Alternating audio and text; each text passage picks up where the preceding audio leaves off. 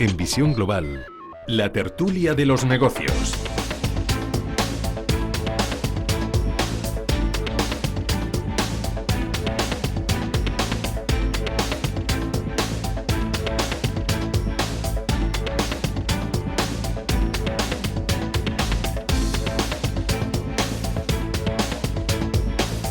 Después de la información y el análisis llega la opinión y la reflexión a la tertulia de Visión Global, como cada lunes, centrada en los mercados. Con Guillermo Santos, socio de iCapital. Guillermo, muy buenas noches. Hola Manuel, buenas noches. E Íñigo Petit, asesor financiero y CEO de Iden Global. Muy buenas noches, Manuel, muy buenas noches. Bien. Muy bien. ¿Qué tal vosotros? ¿No? Pues la verdad es que bastantes. Yo creo que todo esta borrasca ya con nombre propio de ley, escuchaba hoy en la televisión, en el trabajo, que va a dejar mucho frío en España. Bueno, estamos en medio de una ciclogénesis y dicho así, pues da miedo, parece... Da miedo.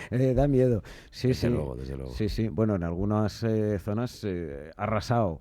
Ana, que le han puesto nombre esta vez. Sí, bueno, acostumbran a tenerlo, ¿eh? Sí, pero aquí en las borrascas en España, no tanto. Bueno, las borrascas menos, y los tifones. Han decidido en esta huracanes, ocasión, sí, claro. Una costumbre muy americana. Pero he escuchado la explicación y me parece interesante, cuando menos. Si le ponen nombre, le hacemos más caso.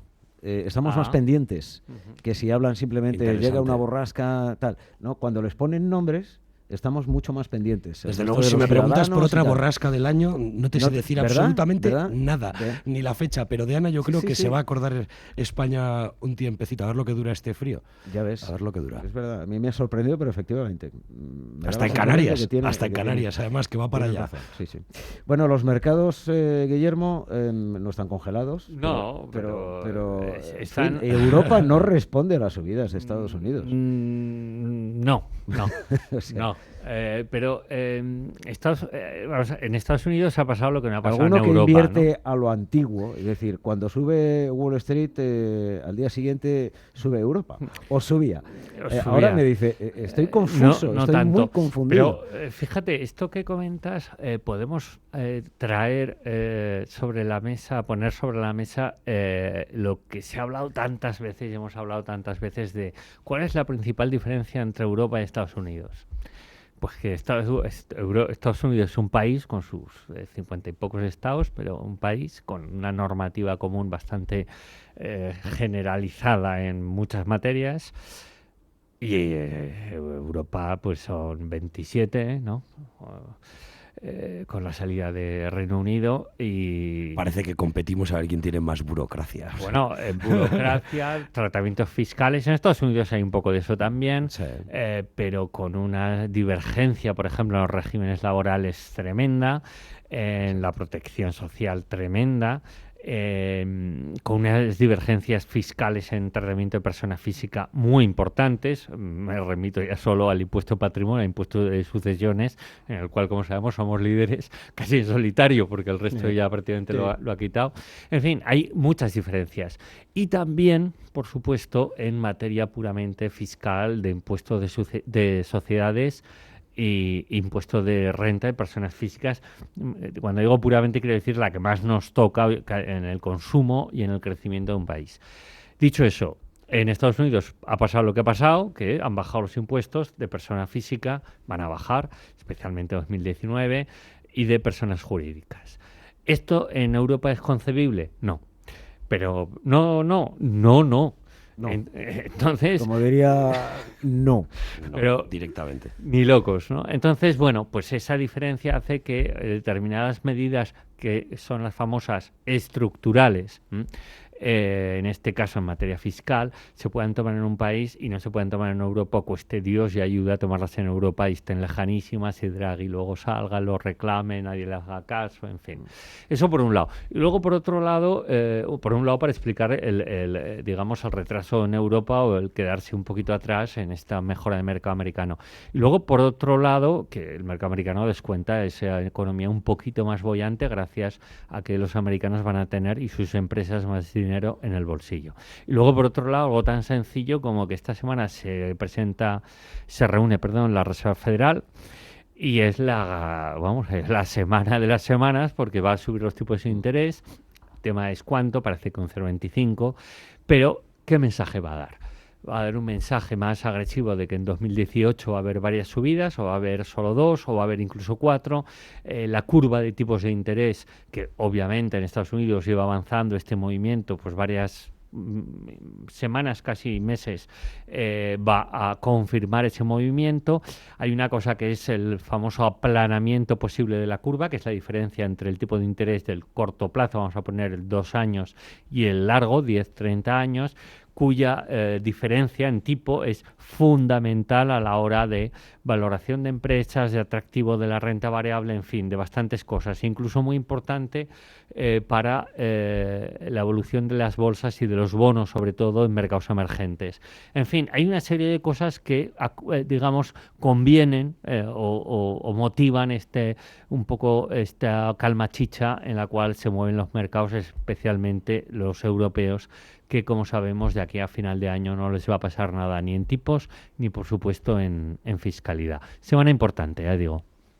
Hombre, yo creo que a estas alturas del año, como suele decirse, hay gran parte del pescado vendido, solo que es que, además, hay una cuestión que me parece importante, ¿no? En una economía, como decía Guillermo, la americana, muy distinta a la europea, basada fundamentalmente todo su crecimiento en el consumo, cuando tú reduces los impuestos a toda esa base de consumidores, es evidente que estás echándole carbono al principal motor de tu economía. Esto siempre creo que resulta atractivo. Todo ello a pesar del rally que llevan los índices, por ejemplo, bursátiles en Estados Unidos, que llevan el rally, que no se mire a corto plazo, sino si lo vemos a un largo plazo, entrar en cualquier página web 9 años. Y cualquier oyente puede ver cuál es el gráfico del Standard & Poor's, que es impresionante, o si quieren sorprenderse más, que pueden mirar el Dow Jones de industriales, que es impresionante el movimiento.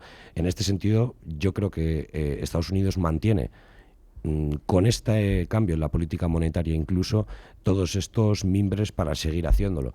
Estoy convencido de que habrá correcciones en los índices y que habrá momentos en los que Europa supere, digamos, con margen a Estados Unidos, pero si vemos las cosas en un largo plazo, estoy convencido que de momento Estados Unidos, tanto por una cuestión estructural, como comentaba Guillermo, como una coyuntural, que puede ser la presidencia de Donald Trump y muchas de sus medidas, pues tiene cierta ventaja, ¿no? Además de ir por delante en esta normalización monetaria. Con todo, creo que el hecho de que Europa se mantenga más o menos congelada, como comentas, con el atractivo que ahora puede tener la inversión en Estados Unidos para muchos inversores, creo que no es del todo una mala lectura. Es decir, todos sabemos que los mercados se mueven por oferta y demanda, ¿no? Cuando no hay un gran movimiento significa que esta oferta y esta demanda está relativamente equilibrada. Sabemos que esto puede cambiar de un día para otro, es muy sencillo, pero mientras que exista una cierta canal lateral, vamos a decirlo así, en los índices, hasta que se resuelvan muchos de los problemas políticos, la política monetaria, ese proceso de normalización termine de asentarse en todos los inversores y ya no haya pánico a la próxima rueda de prensa de Draghi, sino que sea simplemente va a decir lo que todos ya sabemos, que yo creo que es una lectura buena para un inversor que esto suceda así, creo que da tranquilidad y permite tomar decisiones de inversión. Y mientras no seamos capaces de embridar todas estas cuestiones, yo creo que vamos a tener difícil superar a Estados Unidos. Con todo, creo que coinciden conmigo una buena parte de analistas, al menos a los que sigo. Europa mantiene un gran potencial de revalorización, seguramente mayor que el de Estados Unidos. Esto no quiere decir que sea mejor inversión, puesto que probablemente sí que ofrezca mayor volatilidad que el mercado americano, como ha sido así los últimos años. Pero, y no sabemos además cuándo se dará, pero creo que hay bastante consenso de que, sobre todo debido a las valoraciones todavía bajas en relación a los momentos, en algunos países, sobre todo de Europa, todavía bajas en relación a los peores momentos de el momento previos a la crisis, creo que es una buena señal, que todavía tenemos mucho margen de mejora, y espero que eso sirva como ánimo para que muchos políticos en Europa tomen decisiones que no nos lleven a una situación peor, de peor imagen, de peor reputación, porque hoy en día no podemos olvidar que también para los inversores tenemos competencia como destino de inversión, ¿no? Asia, los países emergentes y el propio Estados Unidos. Por lo tanto, en fin, conviene que Europa sea sinónimo de tranquilidad y no tanto de incertidumbre. A ver, Guillermo, el mensaje de Yellen es lo que más va a mirar el inversor, pero el mensaje de Yellen lo va a ratificar Powell. Sí. Quiero decir, vamos a ver, Yellen se despide. Sí, le queda un mes y medio. Sí. Bueno, pero esta va a ser la última Sí. reunión Sí. del comité con Sí. rueda Con de ella prensa, del presidente, ¿no? Porque, sí. en fin, la siguiente es sin rueda de prensa, es con comunicado. Sí, yo creo que es la última reunión. Powell toma el mando, digamos, en febrero de manera oficial, pero en la práctica, pues ya. Porque digamos que ¿Va a ser consensuado entonces, tú crees, el mensaje de Yellen con Sí, Powell? ¿Sí? yo estoy, vamos, absolutamente. Pero es que además Estados Unidos también, a diferencia de Europa, no tiene un país como Alemania, que sí que tiene Europa, que está un poco con un ritmo, no ahora, en otros momentos, como bien sabemos, famosa burbuja, un ritmo económico distinto de otros países. Ahora mismo en Europa hay, vamos a poner, hay hasta 3 velocidades distintas de crecimiento, ¿no? Estados Unidos es un país a estos efectos mucho más armónico. De ahí que esa armonía en el crecimiento, porque al final es un país y no de 27, se refleja también en la digamos en la continuidad en el cambio de papeles, paso de papeles de un presidente de la Reserva Federal de su Banco Central al siguiente.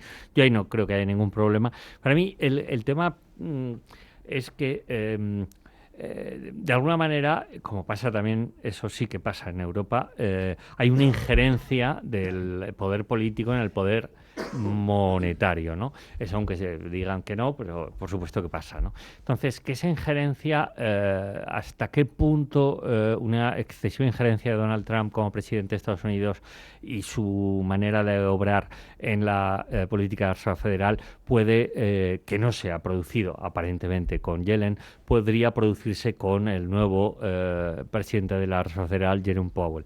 Pues eso para mí es un posible foco de riesgo. Bueno, tampoco muy grande, pero bueno. ¿Por qué? Porque yo creo que va a haber bastante continuidad y los mensajes que van a acompañar de Yellen a la subida de tipos del 0,25 de pasado mañana van a ser mensajes muy en la línea, muy en función de cómo evolucione la inflación y cómo evolucionen los salarios. La Reserva Federal se planteará más subidas. Mi miedo principal es el tema de la inflación. Vamos a ver. Estados Unidos lo que está claro es que no puede seguir creciendo al 3% de manera indefinida. Entonces va a tener una ralentización, si no es el año que viene, puede ser dentro de 2. Entonces, para entonces, Estados Unidos quiere tener munición, su Banco Central quiere tener munición para restablecer un poquito el ánimo en la economía. Entonces, ¿qué sucede? Que de esa munición se va a ir dotando vía subidas de tipos. Y esas subidas de tipos se van a producir, mal que nos pese en Europa, lo cual va a ayudar a que la curva en Europa se desplace algo, aunque Draghi no toque los tipos de intervención. Y ese movimiento de tipos va a beneficiar en Europa a la banca de la curva europea. Por un lado, va a perjudicar mucho a los bonistas que tienen bonos comprados con enfoque comprar y mantener, y va a beneficiar al rentista y ahorrador, ¿no? Quiero decir que no todo va a ser malo. Si bien el gran miedo es que provoque excesivo volatilidad y contagio a las bolsas. Yo ahora mismo no lo veo. Para mí el miedo viene de otros lados, como es de China, que si quieres luego hablamos, que ya le están diciendo lo que todos sabíamos, que su modelo de crecimiento, ahora se lo dice el FMI, está agotado. Bueno, yo creo que Janet Yellen ya lo hemos comentado y tampoco creo que haya mucho más que añadir con lo que ha comentado Guillermo, que creo que lo ha explicado perfectamente. Yo lo que más admiro de todo esto es la tranquilidad que ha sido capaz de aportar a muchos inversores que teníamos, yo el primero, muchas dudas sobre cuáles podían ser las consecuencias de los estímulos monetarios y si efectivamente, como comentábamos, se produce esa corrección, vamos a decirlo así, por un lado en los índices bursátiles y por otro lado vemos una ralentización de la economía, no cabe duda que disponer de ese arsenal puede ayudar mucho a reflotar. Claro, al final los tiempos aquí, como puede verse, son muy importantes. Estados Unidos empezó hace varios meses o años antes que nosotros, antes que Europa, a atajar todo el problema vía políticas monetarias expansivas, lo cual le ha permitido pues revertir todas esas situaciones extraordinarias antes que nosotros. Sí, ir acumulando esa munición. Si llegara un momento en el que uno de los riesgos, como acaba de decir Guillermo, China, por ejemplo, pues diera un susto, el susto no se lo lleva solo Estados Unidos, se lo lleva Europa también, con la gran diferencia de que no estamos o por lo menos a finales de 2018 no estaremos en la misma posición, digamos, de tener esa pólvora disponible, toda esa munición para poder hacer frente a un shock negativo que pueda venir desde Asia, ¿no? Y sin embargo Estados sí que lo tendrá. Yo creo que ahí pues han sido capaces de tomar la delantera. Una prueba de los efectos negativos de la injerencia política en muchas decisiones económicas, porque estoy convencido de que si Europa fuera esa Unión Europea que todos queremos y deseamos, y creo que todavía pues falta bastante, sobre todo a raíz de los últimos pues año y medio, 2 años con la salida del Reino Unido, estoy convencido de que muchas de estas decisiones se podrían haber tomado antes. Entonces, bueno, pues al final lo que cabe de estas es aprender, seguir el ritmo de Estados Unidos y, bueno, no me atrevo a decir rezar, pero tener muy cerca del radar lo que pueda pasar en economías, pues ya no emergentes, pero sí muy, muy grandes, como es el caso de China o, bueno, incluso otros mercados sí emergentes, puramente emergentes, valga la redundancia, que puedan dar un susto el año que viene, ¿no? Entonces hay que tener eso en el radar. ¿A ti qué te pasa con China? No, China, ya sabes que es el obsesivo, ¿no? Pero, es el niño, es el sí, coco, sí, es el coco sí. de los gestores. Tienes que pensar en China ahora cuando todo el mundo habla del cuando Bitcoin. todo el mundo habla del Bitcoin, que es una cosa que de verdad Bueno, es un tema. no sé cómo definirlo ya. Pero vamos, hubo un pronunciamiento oficial, ¿no?, del FMI, del Fondo Monetario Internacional, diciendo que, mire usted, diciendo a China, mire usted, su modelo de crecimiento se ha caducado, crecer vía endeudamiento, apalancamiento cada vez mayor y exportaciones con un yuan cada vez más bajo no, pero un yuan infravalorado. Hablamos hace no mucho que el Producto Interior Bruto de China, si el yuan no estuviera infravalorado, sería el mayor del mundo, por encima de Estados Unidos. Bien. Y en paridad por el adquisitivo, índice Big Mac, como se le quiera llamar, es ya el producto mayor del mundo. Pero el FMI, pues digamos, pues intenta poner freno un poco, o más que freno, mejor dicho, intenta atajar a tiempo pues un posible estallido de burbuja bancaria, el shadow banking, apalancamiento excesivo, excesiva deuda en divisa distinta a la propia, al yuan, sobre todo en dólares, en fin, y le va diciendo esto para que el modelo avance más hacia pues lo que se intenta en Latinoamérica, por ejemplo, desde hace pues 2 decenas de años, que es que se cree de verdad una clase media, no haya ricos riquísimos y pobres de solemnidad. Entonces esa clase media sustente lo que es un crecimiento empresarial razonable, que los empresarios no sean un grupo oligárquico y que la iniciativa empresarial vaya más. Y eso, pues está bien que se lo recuerde el FMI, porque el FMI sabe perfectamente que el gran riesgo para Occidente es China. Entonces, si China salta, el FMI de nuevo se lo habrá pasado la crisis por delante, como pasó con Rato, pasó con Strauss-Kahn y ahora con Dominique Lagarde. Pues esperemos que no pase, ¿no? Pero en fin, a mí me parece bien que digan esto, pero que se haga ¿cómo se dice?, un acto de contrición, como hacíamos cuando éramos pequeños en el colegio, un acto de contrición, y decir, bueno, pues vamos a aplicarnos realmente el cuento. Entonces eso es lo que echo de menos y por eso el tema de China, pues es, sí, para mí sin duda el riesgo principal, el catalizador principal de si viene una crisis gorda que la puede provocar. Y lo del Bitcoin que dices, Manuel, pues es, no sé, yo lo ponía además hoy en el blog de Expansión, me llama... La locura del Bitcoin. La locura del Bitcoin me llama poderosamente la atención que los bancos de inversión americanos, que son tremendos, o sea, que les da igual que sea un activo blanco-negro que medio pensionista, que estén un poco recelosos, bastante recelosos, con la cotización de contratos de futuros sobre el Bitcoin. para que estos bancos de inversión, los Goldman de turno y otros, no se metan en un estén lío de recelosos estos, y temerosos, algo pasa. Como mínimo es que ven cierta inconsistencia en algún dato, ¿no?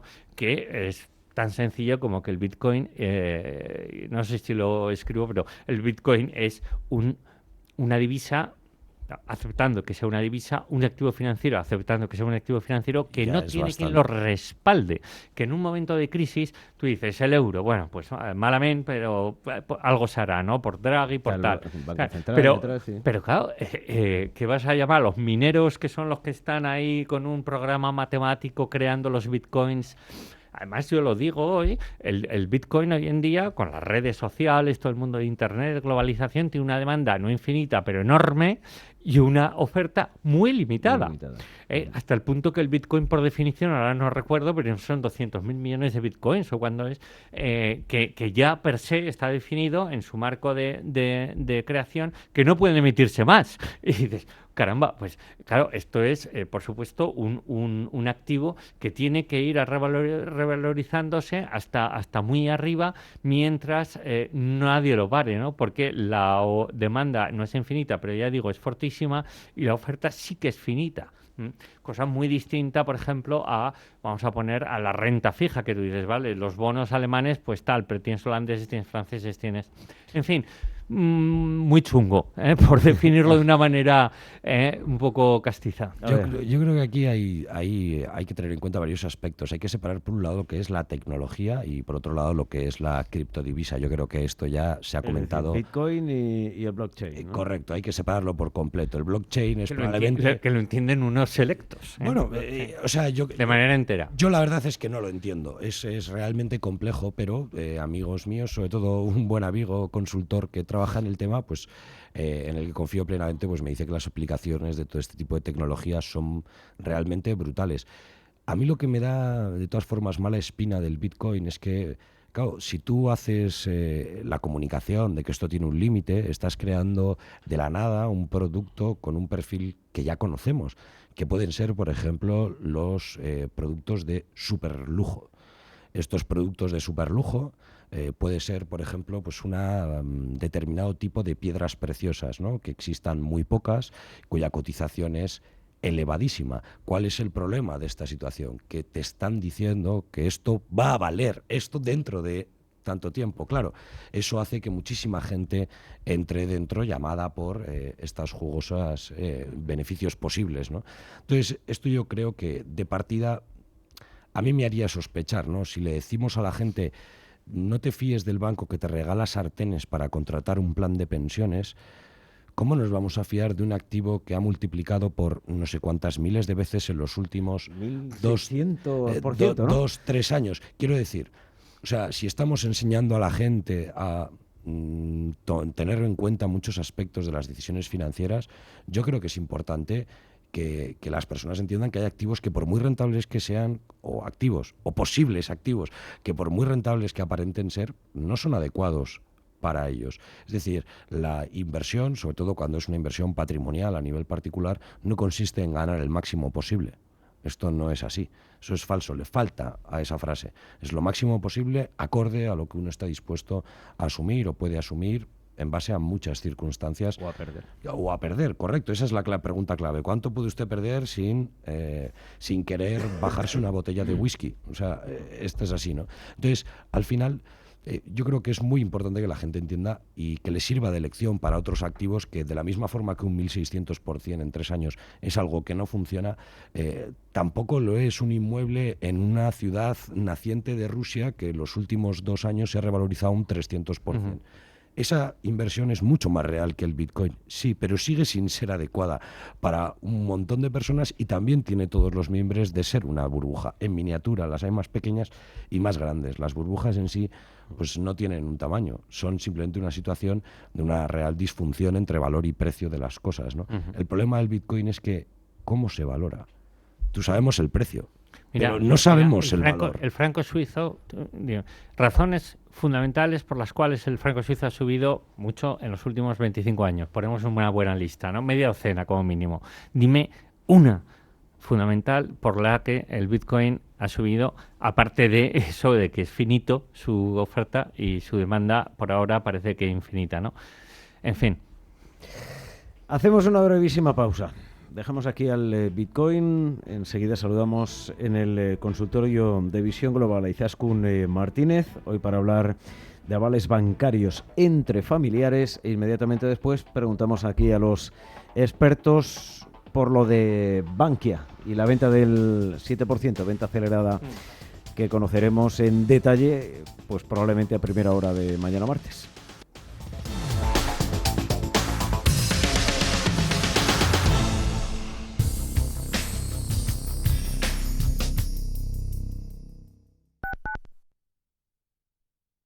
Intereconomía. Descubre una mejor forma de invertir con Finanbest, agencia de valores. 50.000 fondos seleccionados para ti, monitorizados día y noche, con menos costes y más rentabilidad, en asociación con el mayor banco de Europa. Entra ahora en finanbest.com y gestiona tus ahorros en un solo clic. Al principio pensaba, lo alquilo, no lo alquilo, lo alquilo, no lo alquilo. Luego, con renta garantizada pensé, lo alquilo. Renta Garantizada se encarga, te seguirá pagando la renta de tus inquilinos, aunque ellos no lo hagan, y se ocupan de la gestión del día a día. Infórmate en el 900 10 10 95 o en rentagarantizada.es. Alquiler garantizado. Mapfre Gestión Patrimonial, la plataforma con más de 15.000 fondos de inversión para que elija los productos que más se adecúen a su perfil. Solvencia, seguridad, diversificación e independencia. Reciba de nuestros especialistas las mejores recomendaciones según su inversión. Mapfre Gestión Patrimonial, su gestor global de confianza. Mapfre, colaborador de Alicante, puerto de salida de la Vuelta al Mundo a vela. ¿Qué tipo de piel tienes? ¿Te la cuidas? ¿Te proteges del sol? ¿Se te cae el pelo o se te hinchan las piernas? ¿Qué perfume puedes regalar? ¿Cuáles son los últimos avances en cosmética? ¿Con qué frecuencia debes lavarte el cabello? Deja de buscar en internet respuestas confusas, porque ahora en Belleza Capital estarás enterado de todo esto y mucho más. Los sábados de 11 a 12 de la mañana en Radio Intereconomía con Katia Rocha. Sigue la emisión online de Radio Intereconomía donde quieras a través de nuestra app. Descarga la aplicación Intereconomía en tu teléfono móvil o tablet, tanto para Android como para iOS, y estarás siempre al tanto de la actualidad y la mejor información económica desde donde quieras.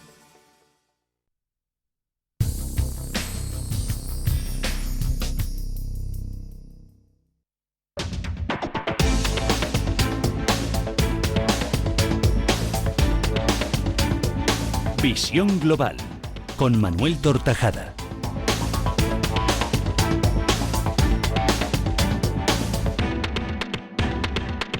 Bueno, un minuto de las 9 de las 8 en la Comunidad Canaria. Llega a la tertulia de Visión Global el consultorio de Duran y Duran Abogados con Izaskun Martínez. Muy buenas noches. Muy buenas noches, Manuel. En el arranque de esta semana con los avales bancarios entre familiares. Correcto, porque hay una confusión bastante habitual con los avales bancarios. En España es siempre el aval bancario una garantía personal. Esto significa que, salvo alguna limitación expresa, se garantiza, el avalista garantiza con todos los bienes e ingresos presentes y futuros. No se afianza con algo concreto, se hace con todo, Manuel, absolutamente todo el patrimonio que se tenga o se pueda tener en el futuro. Lo digo porque hemos tenido casos pues de avalistas que, bueno, que piensan que cuando firmaron pues no presentaron ninguna escritura de propiedad y, bueno, pues por este motivo no avalaron con nada en concreto. La figura del aval es una garantía personal y se avala con todos los bienes presentes y futuros. Esto es lo primero de todo que tenemos que tener claro antes de ser avalistas. En segundo lugar, bueno, las hipotecas. Vamos a poner un ejemplo. Estas hipotecas, por ejemplo, de 100.000 euros, para financiar una vivienda a 30 años. Los padres o, por ejemplo, los suegros solían avalar también pues a sus hijos o a sus yernos con el 20%. no es exactamente el 20%, porque mientras no se pague esta cantidad, estos avalistas estaban avalando con todo su patrimonio. Es decir, si esos hijos no pagaban, se les podía reclamar hasta los 100.000 euros de la vivienda. ¿Qué ocurre? Nos estamos encontrando casos en que esos avales se han impuesto por las entidades bancarias y que como condición general de la contratación, que es un aval, se puede solicitar su nulidad.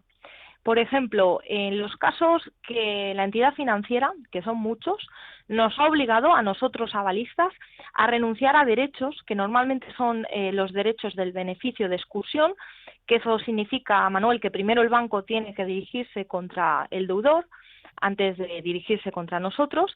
También hemos renunciado al beneficio de división, que bueno, tiene lugar en el supuesto de que existan varios avalistas y se divide la deuda en partes iguales y se reclame únicamente cada parte a cada fiador. Y en último lugar también la entidad financiera nos haya hecho renunciar al beneficio de orden, que es cuando el acreedor debe de seguir el orden y en consecuencia pues dirigirse primero contra el primer fiador y luego contra el segundo en caso de haber varios. Tenemos sentencias, el Tribunal Supremo ya se ha pronunciado, incluso el Tribunal de Justicia de la Unión Europea, en casos en los que se ha acreditado que no ha habido consentimiento ni conciencia real por parte de esos avalistas de esa renuncia de esos derechos ni de las consecuencias que conllevaba ser avalista, en este caso en un préstamo de la hipoteca. Por eso nosotros entendemos que es muy importante, pues si usted, por ejemplo, es aval, no olvide, por ejemplo, pues conseguir una autorización del avalado para poder ir consultando en el banco, en caso de avales bancarios, pues el seguimiento de ese préstamo. Y en caso de tener algún problema también, que sepa que es posible solicitar la nulidad del aval si usted ha renunciado a estos derechos que hemos enumerado. Manuel, sí. Lo digo porque es muy importante para todos estos oyentes, sobre todo avales familiares, pues aquellos padres que han ayudado a sus hijos o aquellos suegros, que sepan que muchas veces pues esto lo que ha supuesto es una garantía desproporcionada y una renuncia a estos derechos que, como indicamos, era muy frecuente también imponer por parte de las entidades bancarias a estos avalistas, y que sepan que hay sentencias y que es viable también solicitar esa nulidad de ese aval, y sobre todo que no avalen y se olviden de que son avalistas, que tengan muy presentes también las consecuencias, como hemos dicho al principio, que conllevan ponerse en la posición de aval, es decir, prácticamente deudor principal en un préstamo de la hipoteca.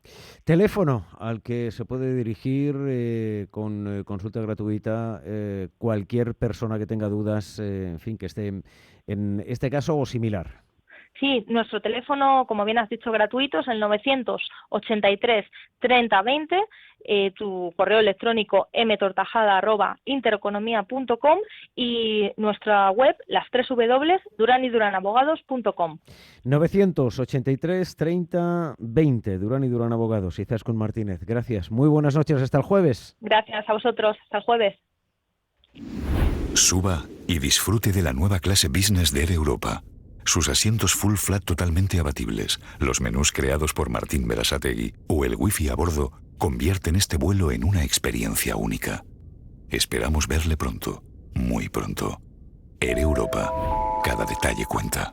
El Museo Nacional Thyssen-Bornemisza celebra su 25 aniversario y Capital Intereconomía tiene el honor de acompañarles. Os esperamos el día 14 de 10 a 12 de la mañana en la sede del Museo Nacional Thyssen-Bornemisza, donde realizaremos un programa diferente que contará con numerosos invitados para una celebración muy especial. Recuerda, Capital Intereconomía el próximo día 14 de 10 a 12 de la mañana desde el Museo Nacional Thyssen-Bornemisza. No os lo perdáis, son 25 años. Ahora con CaixaBank Pay puedes gestionar todas las operaciones que realices con tus tarjetas y pagar con cualquier móvil de la forma más fácil, rápida y segura. Descárgate ahora la app y empieza a disfrutar de todas sus ventajas. Infórmate en tu oficina de CaixaBank o en caixabank.es. CaixaBank. ¿Por qué no pagas solo por lo que imprimes? En Fabricom te asesoramos sobre la impresora más adecuada para las necesidades de tu empresa. Ponemos a tu disposición la tecnología más avanzada y de mejor calidad, pero sin que tengas que comprarla. Además, incluimos todos los servicios y consumibles. Consúltanos y comienza a ahorrar a coste cero. Fabricom 911 57 17 70. Fabricom.es. Hablar de negocios es hablar de personas. Y aprender a unir fuerzas. Es marcarse un objetivo. Y buscar el camino más eficaz para alcanzarlo. Es apostar por el futuro. Y construirlo desde el presente. Es estar en el lugar adecuado. Y en el momento oportuno. IFEMA, Feria de Madrid. Es aquí, es ahora.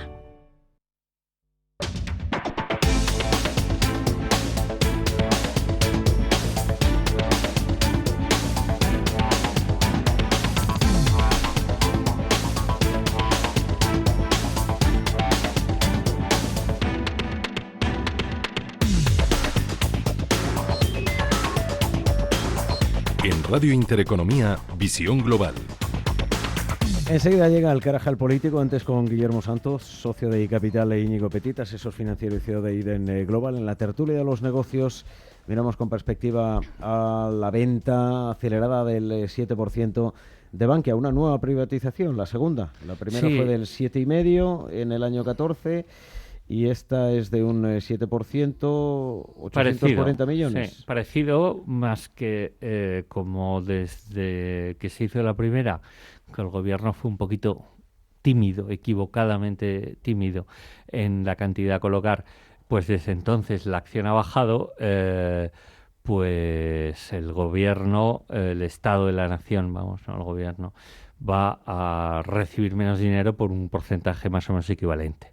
Entonces, sobre todo el poder económico de la Unión Europea, el Banco Central, la Comisión Europea, el famoso Eurogrupo, lleva tiempo diciendo al gobierno español que deben ir reduciendo su participación en Bankia porque es un banco público y eso está muy mal visto. Pues van dando pasos. Lo que pasa es que tampoco quieren hacerlo de una manera muy veloz. En primer lugar, porque va a ser por debajo de lo que acabo de comentar, del precio anterior.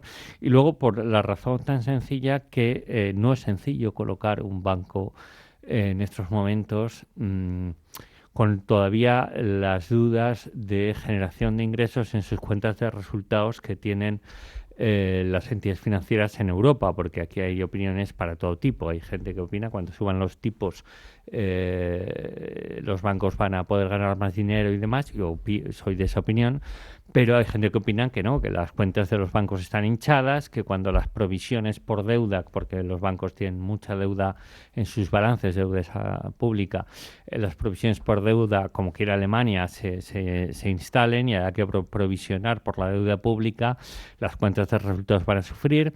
Y luego está el tema de los nuevos acuerdos de Basilea. Yo creo que el balance en global, que además este fin de semana se ha acordado ahora, toman una serie de decisiones ligadas a la solvencia de los bancos, es favorable para la banca. Creo que la banca ha pasado lo peor de lo que tenía que pasar tras los sucesos de la crisis financiera y la crisis de deuda del 2011-2012 en la eurozona, con lo que para mí el sector financiero no es el sector donde hay que estar, pero sí que es un sector atractivo desde el punto de vista de la inversión, especialmente también por la sencilla razón de que es un sector muy cuidado por las autoridades. Entonces, para mí la colocación de Bankia es razonable por presión desde Europa. Puede ser una buena inversión si bien va a ser mayorista, es decir, los inversores minoristas no pueden acudir, pueden comprar luego acciones en banca, en mercado, que también lo pueden hacer hoy, claro. Pero es para inversores institucionales y probablemente conforme se vayan abriendo, más luces, se vayan encendiendo más luces favorables al futuro de las cuentas de resultados de los bancos, el gobierno decidirá colocar más y colocar en tramo minorista y será una cosa mucho más abierta y a precio, esperemos todos, porque querrá decir que el mercado ha ido bien, más alto. A ver, minuto. Hombre, yo, dicho lo que ha comentado Guillermo, creo que esto representa una gran noticia, desde luego. Ya veníamos, en algunas tertulias hemos comentado que dentro del sector bancario hay un gran interés por hacer operaciones corporativas. Se está hablando de posibles compradores precisamente para Bankia, ¿no? Y está bastante bien pues que las acciones sigan con cada vez más volumen de esas acciones coticen a mercado, se resuelven algunos problemas de liquidez que puedan surgir como consecuencia de tener pues muy poca parte de ese capital cotizando, y por supuesto se reduce la participación, es decir, hacer de Bankia un banco cada vez menos público, que yo creo que siempre es una buena noticia. Entonces, en este sentido, yo creo que se avanza en un plan que es verdad que no ha salido quizá como a todos nos hubiera gustado, que hubiera sido quizá más rápido, que pues que no estuviera tan mal el banco por dentro, pero creo que también es una muestra de un cierto éxito. Creo que tanto la elección del equipo gestor como la labor del mismo durante los últimos años, pues creo que permiten este tipo de operaciones sin ver grandes fracasos, a pesar de que el precio haya sido menor que el de la anterior venta parcial, y por lo tanto creo que hay que hacer una buena lectura. Con todo, creo que el sector financiero todavía tiene muchas noticias que darnos en los próximos meses, tanto en España como en Europa, y creo que estoy convencido de que tanto la máxima autoridad, que hoy en día es el BCE, como diferentes organismos, vamos a decir, supervisores de cada país y grandes instituciones, están de acuerdo en que en Europa, de la misma forma que antes comentábamos que necesitábamos ser más unión, probablemente nuestra banca pues tenga que estar más concentrada para tener entidades mucho más grandes que puedan competir y también controlar mejor los riesgos. Al final, supervisar a menos entidades siempre es más eficiente que te queden unas cuantas que por tamaño se pueden quedar fuera de esa supervisión, pero que sin embargo a un país miembro de la eurozona le pueden hacer un agujero estupendo en cualquier momento. Eso es lo que quiere el BCE, que mayor concentración. Exacto, mayor concentración, y en este sentido, es un plan que va a llevar su tiempo, pero esperemos que poco a poco se vaya consolidando, y cada vez nuestros bancos, los españoles, ya son muy importantes en el mundo, pero no cabe duda de que podrían aprender muchos bancos europeos pues de los modelos de costes del Santander, por ejemplo, que son bastante reconocidos, o todo el desarrollo digital que tiene, por ejemplo, el BBVA, ¿no? Pues yo creo que son cuestiones que veremos durante los próximos meses y años, así que una noticia más para apuntarnos, pero que va a quedar en poca cosa, en poco tiempo. Un dato para el Carajal. Venga, que te va a agradar, para el Carajal, sí. Para que lo comenten.